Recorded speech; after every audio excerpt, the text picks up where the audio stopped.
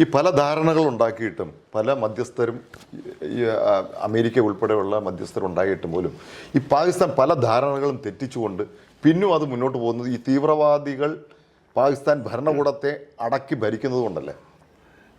ഈ യഥാർത്ഥത്തിൽ പാകിസ്ഥാനിൽ തീവ്രവാദികളല്ലേ ഭരിക്കുന്നത്? നോക്കൂ മനോജ്, ഒരു ധാരണ കൃത്യമായി പാലിക്കപ്പെടണമെങ്കിൽ ആ ധാരണയുടെ പിന്നിൽ വ്യക്തമായി ഞാനാണ് രാജ്യത്തിൻ്റെ അധിപൻ എന്ന് പറയാൻ ഒരാളുണ്ടാകണം. അതില്ലല്ലോ. Who is in command in Pakistan? When we talk to Pakistan, whom do we talk to? ആരോടാ സംസാരിക്കേണ്ടത്? അസിം മുനീർ എന്ന പാകിസ്ഥാൻ സൈനിക മേധാവിയാണ് ഡി ഫാക്ടോ സോവറിൻ. പക്ഷേ അദ്ദേഹം തിരശ്ശീലയ്ക്ക് പിന്നിൽ മറഞ്ഞിരിക്കുകയാണ്. മുൻപിൽ വിടുന്നതോ ദുർബലനായ പാക് പ്രധാനമന്ത്രി ഷഹബാസ് ഷെറീഫ്. പ്രസ്താവന സാഹിത്യം നടത്തുന്നതോ പ്രതിപക്ഷത്തിരിക്കുന്ന ബിലാവൽ ഭൂട്ടോ കൊച്ചുപയ്യനാണ്.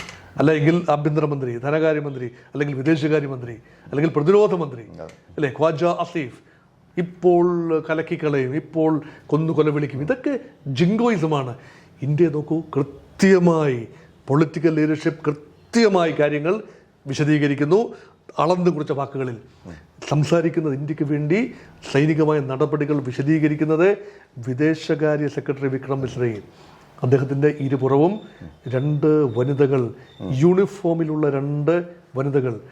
സോഫിയ ഖുറേഷി, ഒരു മുസ്ലിം മുഖമാണ്. ഇന്ത്യൻ സൈന്യത്തിൽ വനിതകൾക്ക് സ്ഥാനമുണ്ട്, മുസ്ലിം സ്ത്രീകൾക്കും സ്ഥാനമുണ്ട്. ലോകമെന്ന് ശ്രദ്ധിക്കുന്നു. മറുവശത്തെ വ്യോമിക സിംഗ്, വിംഗ് കമാൻഡർ വ്യോമിക സിംഗ് വനിതയാണ്. അപ്പോൾ സിന്ദൂരം, ഓപ്പറേഷൻ സിന്ദൂർ എന്നത് കൃത്യമായി ലോകത്തിന് മുന്നിൽ വിശദീകരിക്കാൻ വനിതകളുടെ സിന്ദൂരമാണ്, ഭർത്തൃമതികളുടെ സിന്ദൂരമാണ് നെറ്റിയിൽ നിന്ന് മാഞ്ഞു പോയത്. മനോഹരമായി. കാരണം നമ്മുടെ ഒരു യുദ്ധം എന്നൊക്കെ പറയുന്നത് വെറും കാടൻ രീതികൾ, അതൊക്കെ ലോകത്തോട് ചില സന്ദേശങ്ങൾ നൽകുകയാണ്. ആ മനോഹരമായ ഒരു സന്ദേശം ഇങ്ങനെ നൽകുന്നു. മറുവശത്ത് പാകിസ്ഥാനിൽ നിന്ന് വരുന്നതോ ഇന്ത്യ കൃത്യമായ സന്ദേശം നൽകുന്നു. അവകാശവാദങ്ങളില്ല. ഇന്ത്യ നടത്തിയ നാശനഷ്ടങ്ങളെക്കുറിച്ച് ഇന്ത്യൻ ആർമി ശരിക്ക് കയറി മേഞ്ഞു. ഇന്ത്യയുടെ മിസൈൽ സംവിധാനം, ഇന്ത്യയുടെ റോക്കറ്റുകൾ ഒക്കെ ഒരു ക്ലെയിമും ഇല്ലല്ലോ. അവിടെ ഉണ്ടായ വളരെ വളരെ ലിമിറ്റഡ് തോതിലാണ്, വളരെ പരിമിതമായ. ന്യൂക്ലിയർ ബോംബ് ഇടും എന്നൊക്കെ പറഞ്ഞാണ്, ബോംബ് ഇട്ട് കളയും എന്നൊക്കെ പറയുന്നത്. ഇവരിൽ ഈ സാധനം ഉണ്ടോ? അതൊക്കെയുണ്ട്. പക്ഷേ ഇതൊന്നും അങ്ങനെ ഇത് കളിപ്പാട്ടം പോലെ എങ്ങനെ എടുത്ത് ഉപയോഗിക്കാം? പക്ഷേ ഞാൻ ചോദിക്കട്ടെ, ഇവർക്ക് നിക്കക്കളിയില്ലാതെ, ഇവർക്ക് ഒന്നും പിടിച്ചു നിൽക്കാൻ പറ്റാതെ അവർക്കിത് ചെയ്യാനുള്ള ഒരു ചാൻസ് ഉണ്ടോ അങ്ങയുടെ അഭിപ്രായത്തിൽ? ഇല്ല, അതൊരിക്കലും അങ്ങനെ നടക്കുമെന്ന് തോന്നില്ല. കാരണം ഇതൊരു നമ്മളൊരു വളരെ ലളിതവൽക്കരിച്ച് ന്യൂക്ലിയർ ബോംബുണ്ട്, ഇത് ഏറുപടക്കം പോലെ എറിയാൻ പറ്റുന്ന ഒരു സാധനമല്ല. ഇതിൻ്റെ വാർ ഹെഡ് ഒരിടത്താണ്. അതീവ സുരക്ഷ, ഫിസൈൽ മെറ്റീരിയലാണെന്ന് ഓർക്കണം. സമ്പുഷ്ട യുറേനിയം ഉൾപ്പെടുന്ന ഫിസൈൽ മെറ്റീരിയൽ ഒരു വശത്ത്, ഒരു ഭാഗത്ത്, ഒരു പക്ഷേ ഭൂഗർഭ ബങ്കറുകളിലാണ്. അത് തുറക്കുന്നതിന് പ്രത്യേക സംവിധാനങ്ങളുണ്ട്, പ്രോട്ടോക്കോളുകളുണ്ട്. അത് പൊളിറ്റിക്കൽ ലീഡർഷിപ്പും സൈനിക ലീഡർഷിപ്പും എല്ലാം തന്നെ ഒരു എഗ്രിമെന്റിലാകണം. എന്നിട്ട് പ്രൊപ്പൽഷൻ സംവിധാനം, എഞ്ചിൻ, മിസൈലുകളിൽ വെച്ച എഞ്ചിൻ സംവിധാനം മറുവശത്ത്, അതിൻ്റെ ഇന്ധനം വേറൊരിടത്ത്. ഇത് ഒരുമിച്ച് കൂട്ടി യോജിപ്പിക്കുക എന്നതാണ്. എങ്കിൽ മാത്രമേ ഒരു ഡെലിവറി സംവിധാനം സാധിക്കൂ. അല്ല, നമ്മൾ വിചാരിക്കുന്ന പോലെ വെറുതെ ആണവ പോർമന ഒരു മിസൈലിന്റെ അറ്റത്തങ്ങ് വെച്ച് വരികയല്ല, ഒരു ലോഞ്ചിങ് പാഡിൽ വെച്ച് വിടുകയല്ല. അല്ല ഡോക്ടർ, ഇവന്മാർക്ക് ഈ ബുദ്ധിയും വിവരവും ഇല്ലാത്തത് കൊണ്ട് ഇവന്മാർക്ക് യാതൊരുവിധ ഒരു രാജ്യസ്നേഹവും പാകിസ്ഥാനോടില്ല, ജനങ്ങളോടില്ല. ഇവർക്ക് സ്വന്തം മതത്തിനെ, ആ തീവ്രവാദ സ്വഭാവം മാത്രം മനസ്സിലിരിക്കുമ്പോൾ ഇവരിതല്ല, ഇതിനപ്പുറം ചെയ്യില്ലേ?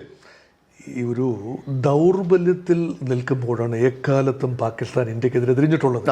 സ്വന്തം വൈകല്യം, ആഭ്യന്തര വൈരുദ്ധ്യങ്ങളിൽ നിന്നും ജനശ്രദ്ധ തിരിച്ചുവിടാൻ ഇന്ത്യ വിരുദ്ധത, അത് പോരാട്ടത്തിൻ്റെ രൂപത്തിലാകും. സ്വാഭാവികമായി യുദ്ധം ഉണ്ടാകുമ്പോൾ ജനങ്ങൾ ഒന്നിക്കുമല്ലോ. ബലൂജികളും സിന്ധികളും ഖൈബർ പഖ്തൂൺഖ്വാവാസികളും എല്ലാം തന്നെ ഒന്നിച്ച് പഞ്ചാബിനോടൊപ്പം ചേർന്ന് നിന്നുകൊണ്ട് ഇന്ത്യ വിരോധത്തിൽ മുന്നോട്ട് പോകാം. പക്ഷേ ഇപ്രാവശ്യം അങ്ങനെയല്ല സംഭവിച്ചത്. ജനം തെരുവിലിറങ്ങി, ഖൈബർ പഖ്തൂൺഖ്വ ഉൾപ്പെടെയുള്ള ജനം തെരുവിലിറങ്ങി. ഇമ്രാൻഖാൻ അവർക്ക് വളരെ പ്രിയപ്പെട്ടയാളാണ്. അവിടെ ഖൈബർ പഖ്തൂൺഖ്വയിൽ മാത്രമല്ല, പഞ്ചാബിലും സിന്ധിലും എല്ലാം തന്നെ ഇമ്രാന്റെ പാക് തെഹ്രീക്ക് ഇൻസാഫ് പാർട്ടി വളരെ ജനകീയ പാർട്ടിയാണ്. ആ പാർട്ടിക്ക് തെരഞ്ഞെടുപ്പിൽ മത്സരിക്കാൻ അനുവാദം കൊടുക്കാതെ പാർട്ടിയെ നിരോധിച്ച് പാർട്ടിയെ അനുകൂലിക്കുന്ന ഇൻഡിപെൻഡൻസ് അവർ തെരഞ്ഞെടുപ്പിൽ മത്സരിച്ച് 88 സീറ്റുകൾ നേടി. അപ്പം ഭരണത്തിൽ വരേണ്ടത് ഇമ്രാൻഖാൻ തന്നെയാണ്. കള്ളക്കേസുകളിൽ പെടുത്തി ഇമ്രാൻഖാൻ രാഷ്ട്രീയ ജീവിതം തന്നെ